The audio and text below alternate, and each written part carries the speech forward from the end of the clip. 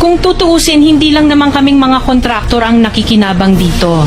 Marami din sa inyo, mga politiko, ang nagpapataba ng bulsa sa pangungurakot. Ang totoo, may hati-hati yan mula sa pinakamataas hanggang sa mga nasa gilid lang ng sistema. Huwag nyo kaming gawing panakip butas kasi kung babalikan ang lahat ng transaksyon, makikita ninyong mas malaki pa ang napupunta sa inyo kaysa sa amin. Lahat tayo alam ang laro, pero pag nahuhuli, kami lang ang tinuturo at pinarurusahan. Kaya huwag ninyong ipakita sa publiko na malinis kayo dahil sa bawat proyekto may kapalit na porsyento para sa inyong mga opisina. Ang sistema mismo ang nagtutulak sa amin na sumunod. Kung hindi kami papayag, wala kaming makukuhang proyekto.